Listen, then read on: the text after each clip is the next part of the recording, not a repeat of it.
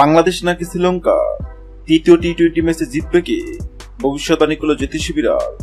বাংলাদেশ বনাম শ্রীলঙ্কার মধ্যকার তৃতীয় টি-20 ম্যাচে কোন দল জিতবে তা নিশ্চয় আগাবাগা বলে দেওয়া সম্ভব নয়। তবে এবার সেই কঠিন কাজটি করে দেখাবে অ্যাকিলস নামের একটি বিড়াল। তৃতীয় টি-20 ম্যাচের আগেই ফলাফল নিয়ে ভবিষ্যৎবাণী করবে অ্যাকিলস। এর জন্য তাকে দেওয়া হয়েছে বিশেষ প্রশিক্ষণ। 2010 বিশ্বকাপ অক্টোপাস বলের কথা নিশ্চয় মনে আছে অনেকের। একের পর এক চমকপ্রদ ভবিষ্যৎবাণী করে দক্ষিণ আফ্রিকা বিশ্বকাপে ভিন্ন এক রোমাঞ্চ ছড়িয়েছিল পল। স্পেন যে 2010 সালে বিশ্বকাপ জয় করবে তা আগে ভাগেই জানিয়ে দিয়েছিল অক্টোপাসটি। শুক্রবার বাংলাদেশ বনাম শ্রীলঙ্কা তৃতীয় টি-20 ম্যাচেও আছে। টি-20 ম্যাচে যত উল্টে প্রস্তুত সাদা রঙের বিড়ালটি দবদবে সাদা নীল চোখের বিড়ালটি নামে অ্যাকিলস। নিবিড় যত্নার ভালোবাসায় অ্যাকিলসের বেড়ে ওঠা বিশ্বের অন্যতম সেরা প্রাণী জাদুঘর সেন্ট পিটার্সবার্গ মিটেছে। শালিক টিনের জন্ম অ্যাকিলসের সৃষ্টিকর্তা তাকে তিনি শোনার ক্ষমতা, তবে আছে তীর বনমান শক্তি।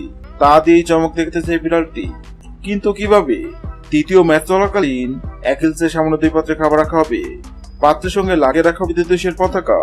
অ্যাকিল যে পাত্রে খাবার খাবে বুঝতে যাবে সেদিন ওই ম্যাচে বিজয়ী হবে পাত্রের সঙ্গে রাখা যে দেশের পতাকা আছে দেশটি। গত 10 জুলাই শুরু হয়েছে বাংলাদেশ বনাম শ্রীলঙ্কার মধ্যকার টি-20 সিরিজ। তৃতীয় টি-20 ম্যাচে কোন দল জিতবে?